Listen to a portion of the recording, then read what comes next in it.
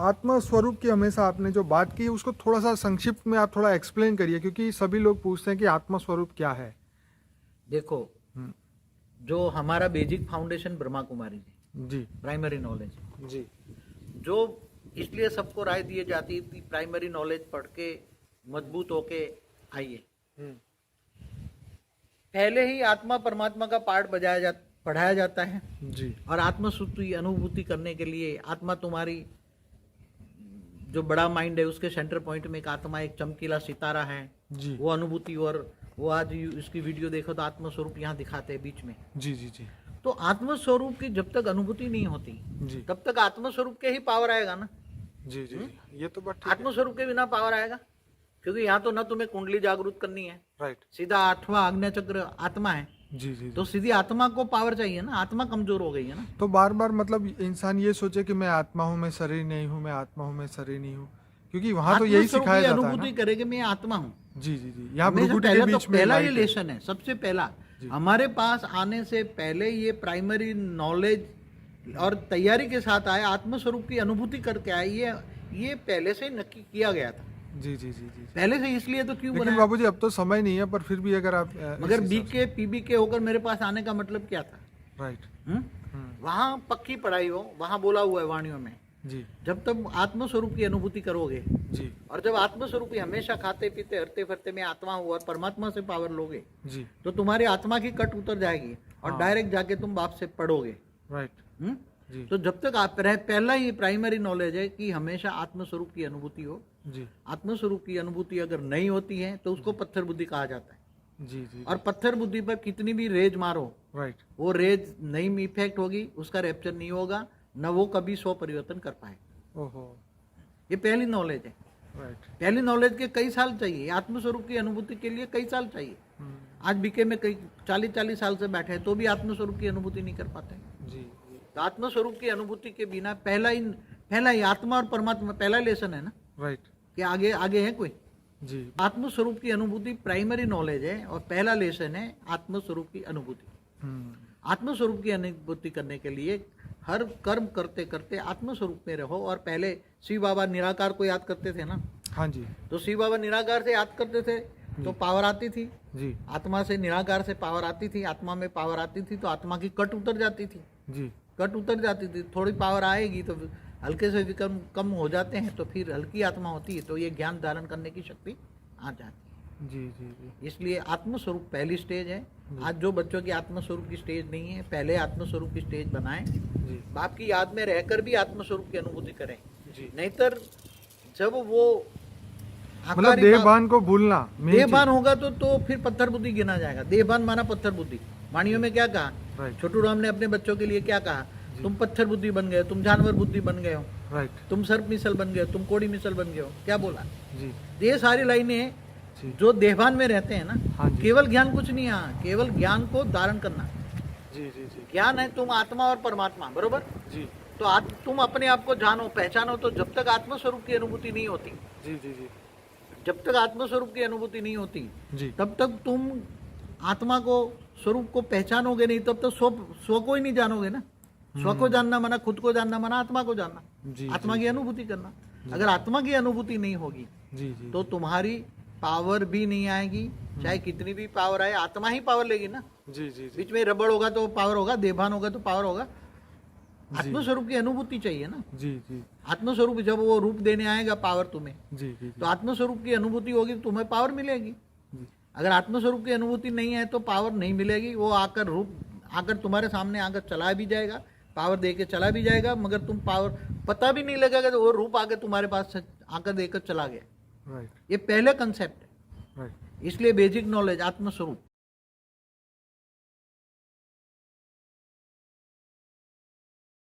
देखो, जिनकी कर्मातीत अवस्था की स्टेज क्या होती है? जी कर्मातीत अवस्था तो अब तो बाप के सामने आते हैं तो भी आधे तो पावर मिलती है ना। जी तो कारण शरीर से वो कचरा तो आधा साफ हो जाता है विक्रम का। जी किसी को 80% दिया तो कारण शरीर में जो कचरा भरा है ना, जी वो ऐसे तो विनाश हो जाता है। जी। मगर कारण शरीर के अंदर कर्मातीत अवस्था क्या है? देखो, पहले कर्मातीत अवस्था है कि कारण शरीर को चार्ज करना। राइट। देखो, कारण शरीर को चार्ज करना और विक्रम विनाश करना, ये दो अलग चीज है। विक्रम तो बाप के सामने आए तो बोला 80%, तो विक्रम तो विनाश हो जाएगा।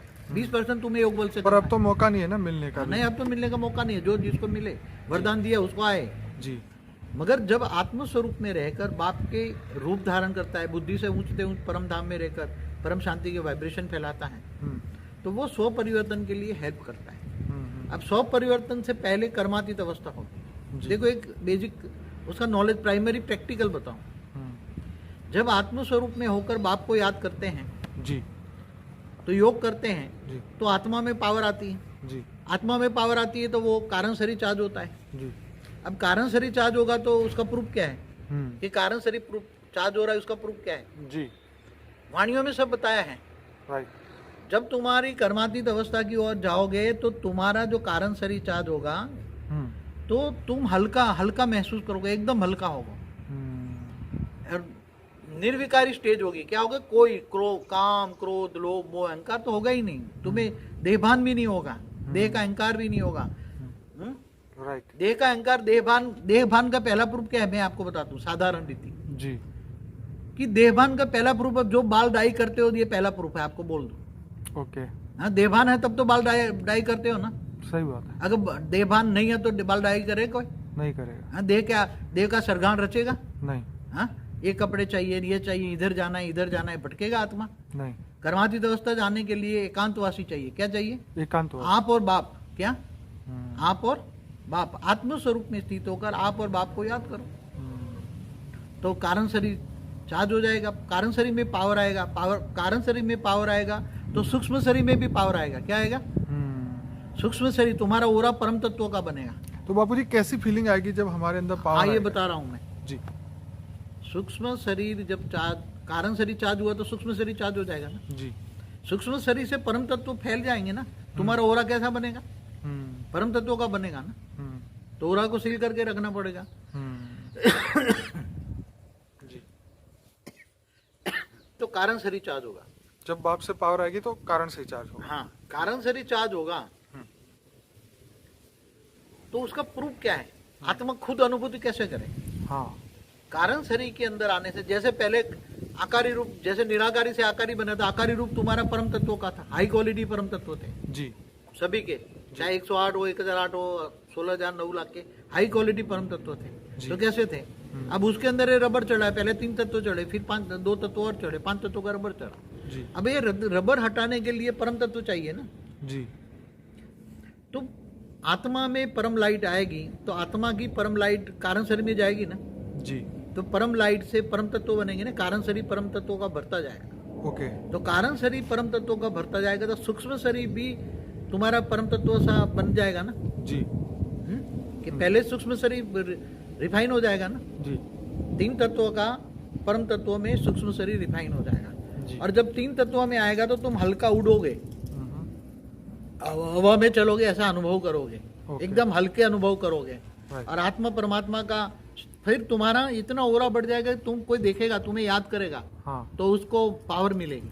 राइट, तुम दुश्मन भी कोई गाली देगा तो उसको पावर मिलेगी, वो शांत हो जाएगा। दूर बैठे बैठे भी, जैसे पहले ऋषि मुनि को नहीं दूर बैठे बैठे पावर भेजते थे, राइट, तो ऐसे बैठे बैठे भी तुम भी किसी को याद करते हो भूल से, तो भी तुम्हारी पावर उसको जाएगी और उसको शांति का अनुभव करोगे।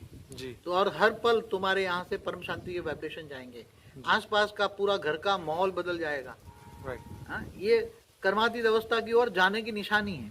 और फिर निसंकल्प बन जाओगे तुम पहले आत्म स्वरूप में स्थित हो जाओगे और बाप के रूप में स्थित हो जाओगे और आप मिट जाएगा और बाप का रूप ही रह जाएगा। राइट, अपना अस्तित्व ही मिट जाएगा और बाप का रूप ही धारण हो जाएगा और तुम बच्चों में बाप दिखाई देगा। तो बहुत अच्छे अच्छे अनुभव होंगे। राइट। ये कर्मातीत अवस्था की ओर जाने की तो बाबू जी निशानी। दिन में कितने घंटे के लिए ये करना चाहिए? कई यहाँ लोग तो पूछते कर्मयोगी बोला है हमने, हैं। ओके, गीता में भी कर्मयोगी बोला है, राइट। यहाँ तो निरंतर कर्मयोगी बोला है। एक पल भी किसी को याद किया, कई power waste बच्चे हो जाएगा। कई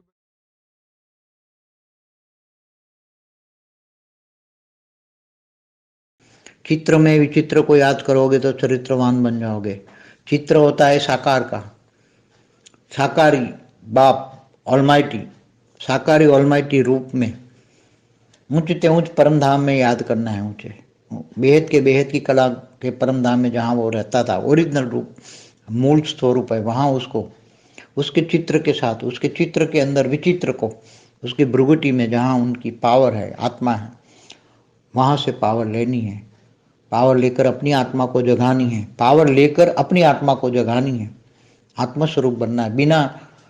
बिना पावर आत्मा नहीं जागेगी। इसलिए पहले दिया जलाने के लिए तुम्हें ऑलमाइटी से ऊंचते ऊंच कला में उनको याद करना है, और अपना प्यार होगा बेहद के ग्रेट ग्रैंड फादर समझ के याद करोगे तो प्यार होगा।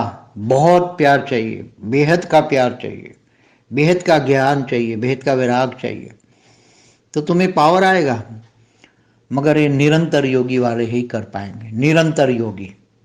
क्योंकि अभी आधा घंटा या योग किया और फिर बाद में किसी देहधारी से बात की तो सारा योग का पावर देहधारी में ट्रांसफर हो जाएगा, और उसमें जो कचरा है वो तुम्हारे अंदर आ जाएगा। ये हमेशा यही होता रहता, पूरे दिन फालतू बातें करते रहते हैं। इसलिए अभी ऐसी आत्माओं जिनको आगे जाना है, आत्मस्वरूप का अनुभव करना है, स्वपरिवर्तन करना है, उसको निरंतर कर्म योगी बनना है। बाप की याद में हर पल याद रहे बाप को, हर पल बाप को याद रहे, निरंतर कर्मयोगी और निष्काम कर्मयोगी। जीवन का लक्ष्य विश्व स्वपरिवर्तन से विश्व परिवर्तन होना चाहिए। जीवन का लक्ष्य स्वपरिवर्तन से विश्व परिवर्तन होना चाहिए। आत्मस्वरूप में जब तक स्वयं को नहीं जानोगे तब तक बेहद के परमपिता, बेहद के परमपिता को नहीं जान सकते। बेहद के परमपिता को जानना ये केवल बेहद की आत्मा ही जान सकती है, और बेहद की आत्मा होगी तो बेहद के ज्ञान सागर में डूबेगी, बेहद के ज्ञान का विचार सागर मंथन करेगी। अनेक बार वीडियो देखोगे, एक वीडियो कई बार देखोगे, दिन रात वीडियो देखोगे, ज्ञान सब्जेक्ट पूरा कंप्लीट करोगे तब योग लगेगा। कोई डायरेक्ट कह दे कि मेरे को एक दिन में योग लगे, ऐसा ही कोई यहाँ कोई जादू नहीं है। जादू देखना है तो जादूगर के पास जाओ, जादूगर दिखाएगा आपको। यहाँ जादू का खेल नहीं, यहाँ तो आत्मस्वरूप की अनुभूति का खेल है।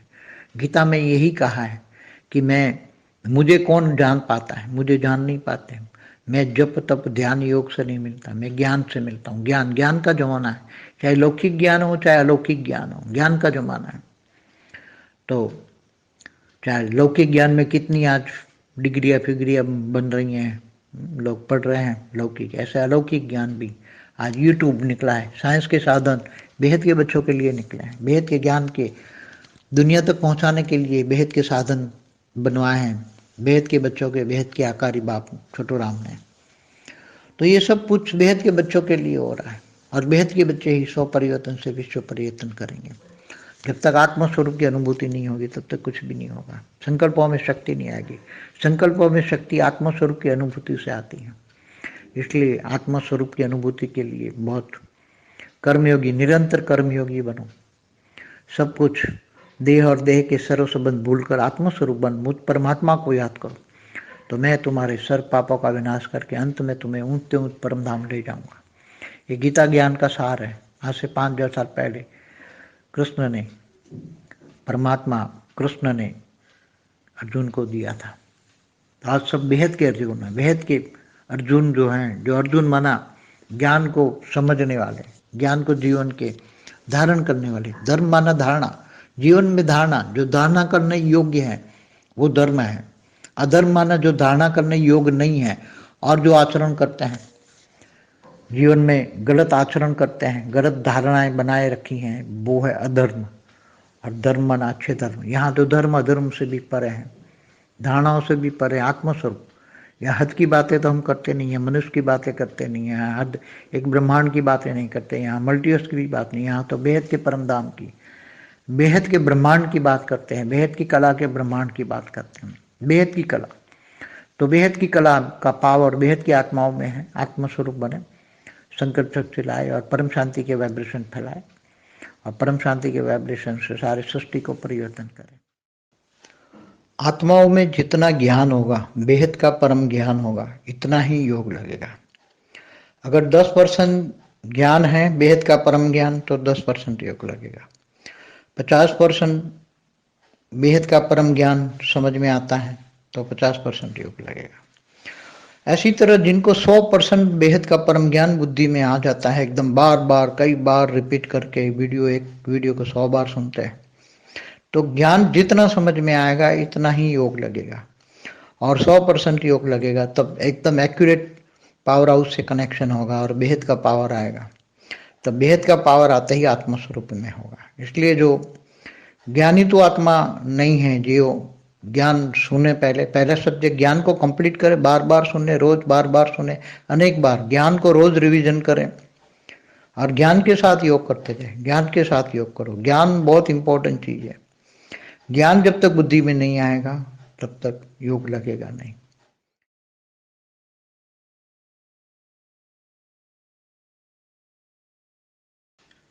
जब तक तुम्हें देह और देह के संबंध याद है तब तक तुम देहभान में हो, ये सोच लो। जब तक तुम्हें किसी देह और देह के संबंध वाले का नाम भी याद है तब तक तुम देहभान में हो। जब तक सारे देह और देह के संबंध से, आवाज से परे, इसलिए जिनकी स्टेज देखते हुए न देखो, सुनते हुए न सुनो, वाणी से परे, आवाज से परे, उपरामावस्था रहते हैं, बुद्धि ऊंचते ऊंच परम धाम में ऑलमाइटी के सामने रहती हैं और उससे हमेशा निरंतर पावर लेती है, उनकी स्टेज बनती हैं। इसलिए जब तक तुम किसी देहधारी को, किसी एक को भी याद करते हो तो तुम्हारा सारा पावर, योग में लिया हुआ पावर उसके पास चला जाता है, और उसके पास नहीं जाता, उसके पास और भी आत्माएं बैठी हैं और वो ले लेती हैं आत्माएं। थोड़ा कुछ जो पावर इकट्ठा होता है योग बल से वो दूसरों को, इसलिए पहले ऋषि मुनि जंगल में चले जाते थे, किसी को याद नहीं करते थे, केवल एक अपने इष्ट देव को याद करते थे। इष्ट देव में खो जाते थे, रमण हो जाते थे। इष्ट देव में इतनी खो जाती, उनको इतना प्यार करते थे, प्यार करते करते उनकी अवस्था लवलीन हो जाती थी। तो वो अपने आप को नहीं देखते, वो उसी में, मतलब वही रूप को धारण कर लेते, मतलब वही जैसे वो है, याद करते करते वही बन जाते थे और उनका साक्षात्कार भी होता था। तो उनको उसी टाइम पर न खाने की, पीने की कुछ जरूरत नहीं पड़ती थी। जब तुम इतनी हाई क्वालिटी आत्मा में याद करते हो, हाई क्वालिटी आत्माओं को याद करते हो, और याद करते करते करते देहभान खत्म हो जाता है, केवल उसमें ही रमण करते हो, इष्ट देव के सिवा कुछ भी नहीं याद, कुछ भी नहीं याद, और इतनी गहराई में डूब जाते हैं तो तुम्हारे सबकॉन्शियस माइंड, अनकॉन्शियस माइंड में भी वो तुम्हारा इष्ट देव है। तो इष्ट देव में तुम इतनी उसको समाधि, इष्ट देव में घुस गए, मतलब समाधि अवस्था, वहां तुम्हें देहभान भी नहीं है, देह का पता भी नहीं है, कुछ भी याद नहीं है। तुम्हारे कानों में भी किल ठोक जाए तो भी तुम्हें याद नहीं होगा, केवल तुम्हारे उसी टाइम तुम्हारी आत्मा दसम द्वार से भी ऊपर शास्त्रागार में होगी। इसलिए ऐसी अवस्था को समाधि अवस्था कहते हैं। तो ऐसी स्टेज, आत्मा की ऐसी स्टेज घर गृहस्थ में रहकर बन सकती है, मगर मुश्किल ये है कि हम देह और देह के संबंध को न चाहते हुए भी याद करते हैं, और थोड़ा कुछ आधा घंटा योग किया और फिर किसी को याद किया तो पूरा चला जाता है। निरंतर कर्मयोगी रहने से जब ऐसी स्टेज बनेगी, बननी तो है, अंत में बनेगी सबकी, तो तुम जितनी मर्जी चाहो इतने लोगों को मुक्ति, जीवन मुक्ति दे सकते हो, और सभी की ड्यूटी है, सभी को मिलेगी। अच्छी दुनिया बनानी है तो मन को खुश रखो, मन को परम सुख का अनुभव कराओ, बस शांति में रहो। ये दुनिया को अब ऐसी स्टेज बनाओ कि देखते हुए न देखो, सुनते हुए न सुनो, वाणी से परे, आवाज से परे की स्टेज में रहो, आत्मस्वरूप में रहो, आत्मा की पावर को जगाओ। आत्मा की पावर आएगी तो ही काम होगा, आत्मा की पावर के बिना काम नहीं होगा। कितना भी तुम संकल्प करोगे, मगर संकल्पों में शक्ति कब आती है? जब आत्मा में पावर आती है। आत्मस्वरूप की जब एकदम अनुभूति होती है तो आत्माओं में पावर आती है, तब संकल्पों में पावर आती है। जब संकल्पों में पावर आती है तब संकल्प सिद्धि होती है, तब हमारा कार्य होता है।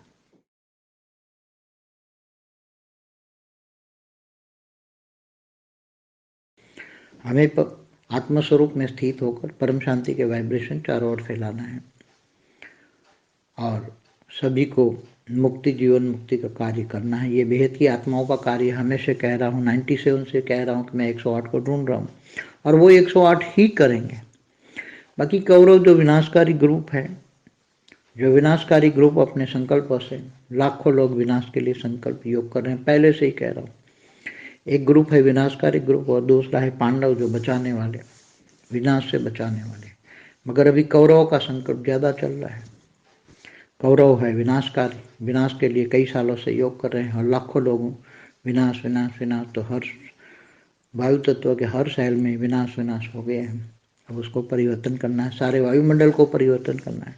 जब तक सारे वायुमंडल को परिवर्तन नहीं करोगे तब तक परिवर्तन नहीं होगा। इसलिए पहले सब्जेक्ट को एकदम माइंड में क्लियर रखो कि हमें क्या कार्य करना है। हमारा काम है मुक्ति, जीवन मुक्ति देना, आत्माओं को मुक्ति, जीवन मुक्ति देना। आगे की वीडियो देखोगे तो समझ में आ जाएगा। हमारा काम है पूरे मल्टीवर्स में मुक्ति, जीवन मुक्ति देना। और शुरुआत धरती पर से पहले करनी है। शुरुआत ये धरती पर से करनी है। ये धरती पर ही हमारा कार्य है मुक्ति, जीवन मुक्ति देना, और इसके पूरे वायुमंडल को बदलना पड़ेगा।